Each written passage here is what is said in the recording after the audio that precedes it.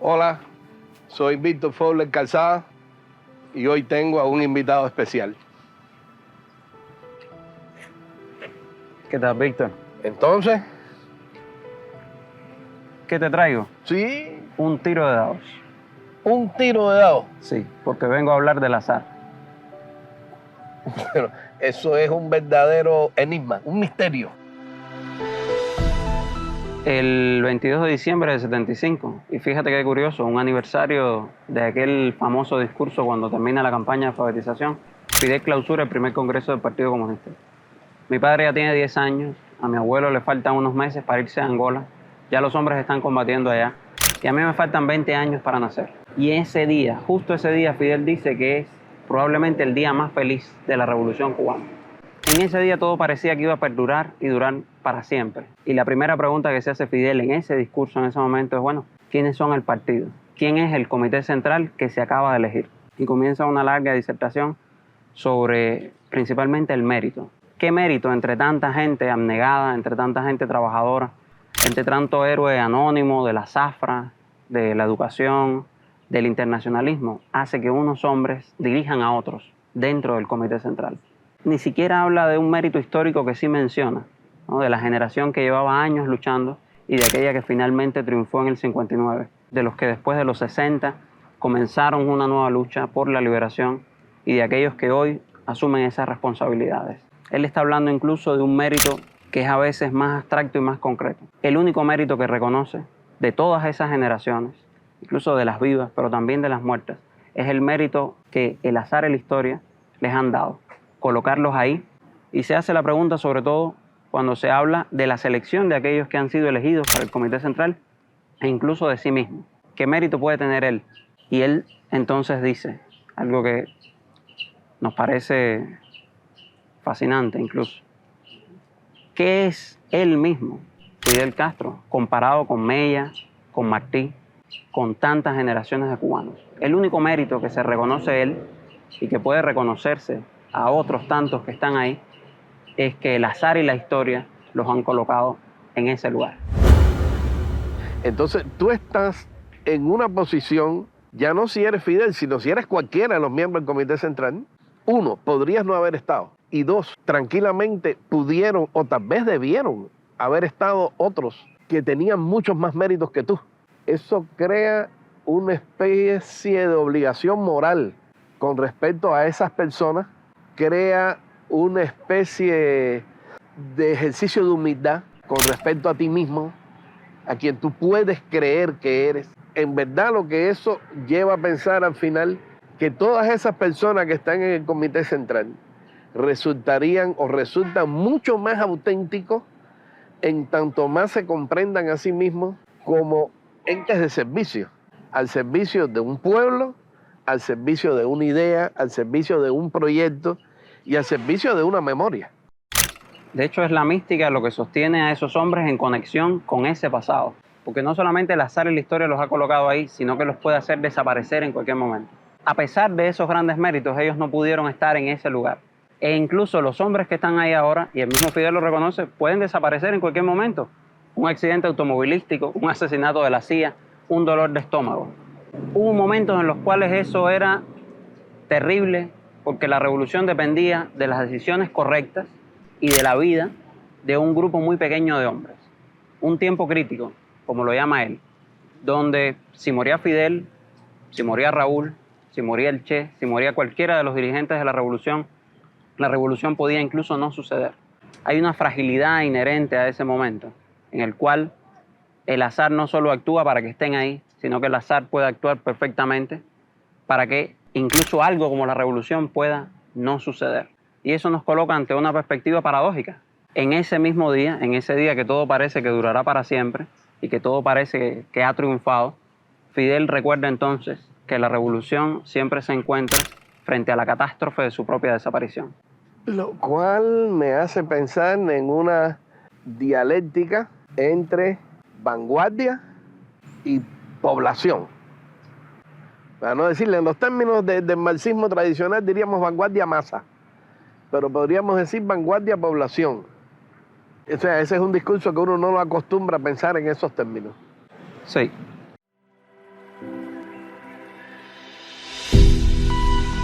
Cuadro 3, toma 1. La revolución está siempre frente a la posibilidad de su propia destrucción. Ahora, los individuos que dirigen las revoluciones y que las hacen están siempre frente a la posibilidad de su desaparición en términos físicos, pero hay otra variante. O sea, está siempre frente a la posibilidad de una degradación de ti mismo. Este hilo frágil se sostiene sobre la base de la continua renovación del por qué tú estás ahí. La condición de revolucionario y la condición de dirigir ese grupo, de dirigir desde ese comité central, y en general la condición de dirigir es un estarse sometiendo continuamente a prueba a uno mismo, de lo que te justifique, de por qué tú eres parte de ese azar.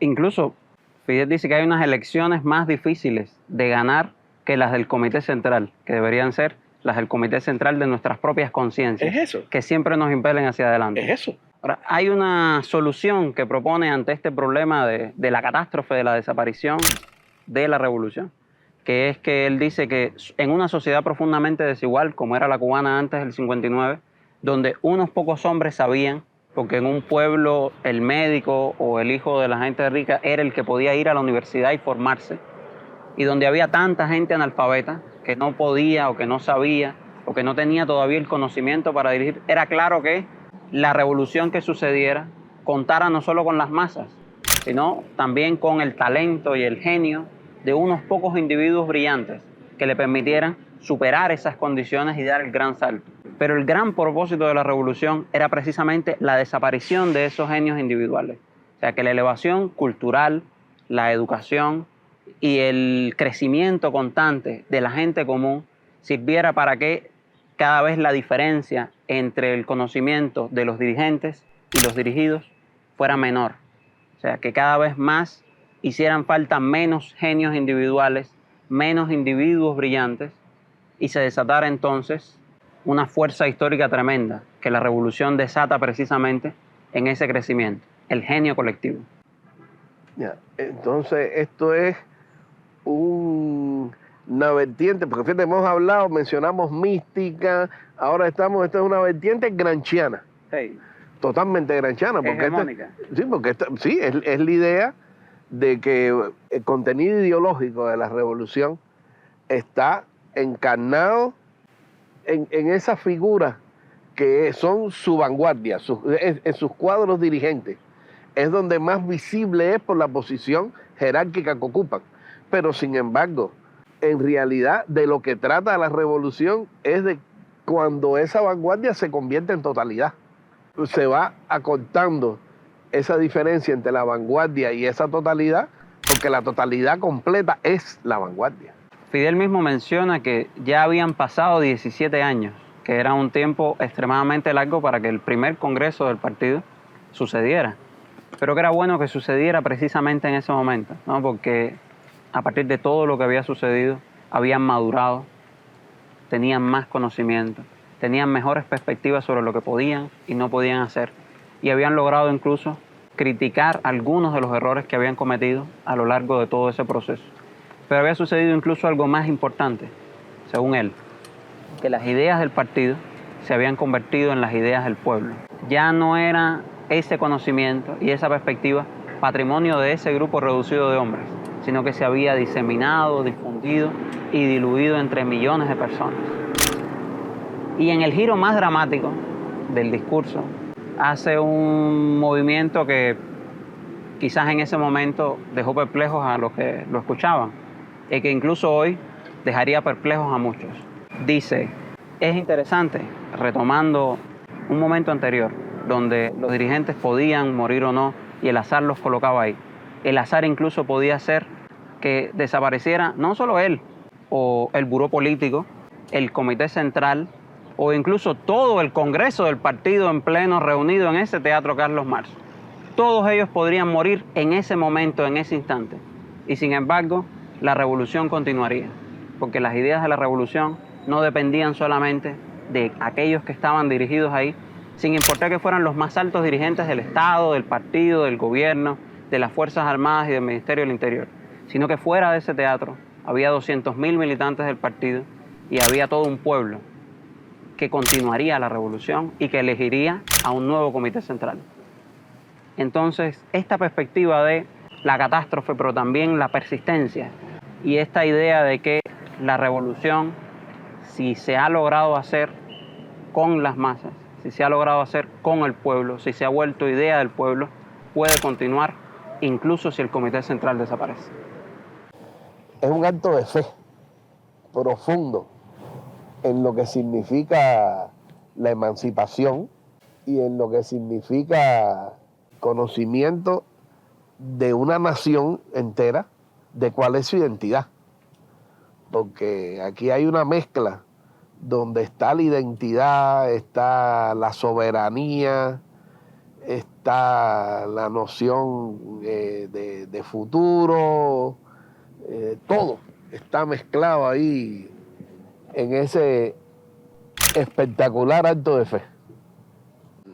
Que cuando uno sigue las ramificaciones del pensamiento de Fidel, se da cuenta que se extiende al universo de la ciencia, al universo de la cultura, de la educación, de lo que, en definitiva, al universo del trabajo, porque esto que estás viendo aquí, en el núcleo político del cambio, que es el gran nivel de dirección del partido, está igual refractándose en todos los lugares de la vida nacional, porque de lo que se trata es auténticamente de construir un nuevo sujeto, el sujeto de la revolución. El socialismo, si no es una gran revolución cultural, simplemente no puede ser.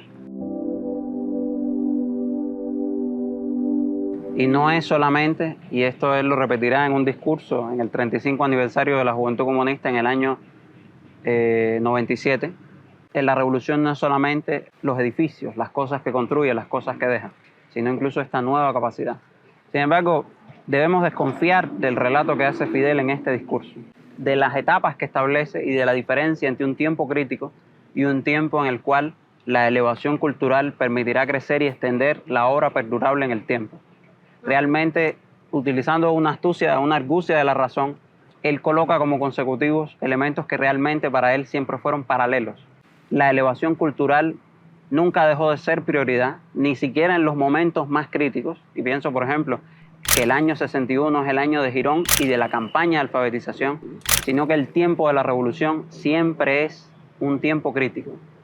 La época crítica que se abre, por ejemplo, en la que nací yo, 20 años después de este discurso, no podía preverse en el año 75, en el cual parecía que el mundo socialista al que pertenecíamos iba a convertirse en el futuro al cual debíamos aspirar y al que llegaríamos en algún momento. Cuando ese futuro desapareció, cuando ese mundo colapsó a partir de sus propias contradicciones y nos dejó absolutamente solos, supimos entonces que también estábamos en un tiempo crítico.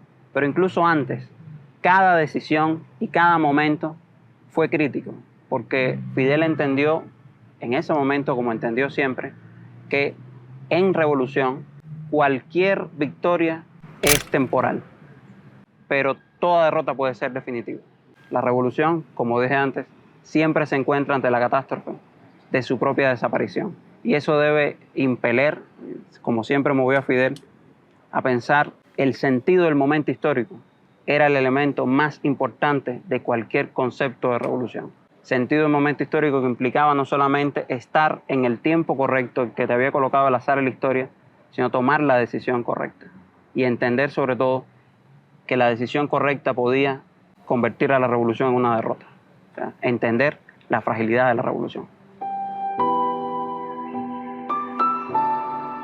Esa idea de estar en el momento histórico, saber que se está, pero para estar en el momento histórico hay que saber que se está en el momento, hay un saber detrás.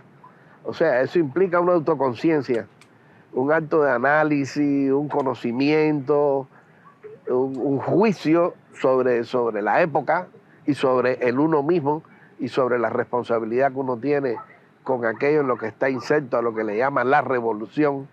Tiene también como consecuencia el que en realidad la revolución es la multiplicación de sus reconstrucciones. O sea, la revolución necesita ser reconstruida diariamente y en diferentes contextos. Esa es otra consecuencia de ese pensamiento fidelista. Eso también impone una manera distinta de pensar el tiempo de la revolución. O sea, normalmente se piensa que hay una sola línea que se traza desde el triunfo hasta hoy.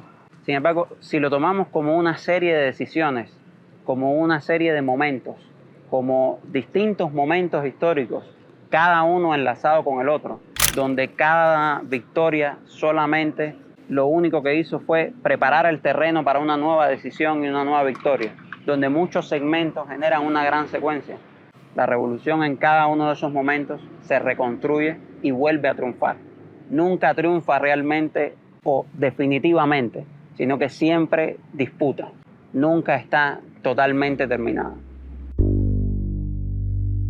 Es, como diría Fidel en su última intervención pública en el 7º Congreso del Partido, una marcha indetenible. O sea, un camino que no cesa. Claro, es un camino que no debe cesar. Y por eso en el año 2000, en aquel famosísimo concepto de revolución, comienza precisamente ahí. Revolución es sentido del momento histórico, un conocimiento de la época que nos coloca en el terreno del azar, pero también en el terreno del conocimiento de la historia, que nos hace sujetos conscientes. En ese mismo discurso del 75, 20 años antes de que yo naciera y mucho tiempo antes de este día, quizá lo definía todo con una frase que podemos repetir hoy. Hoy somos libres y por eso somos dueños absolutos de nuestro destino. Por eso podemos construir nuestro futuro.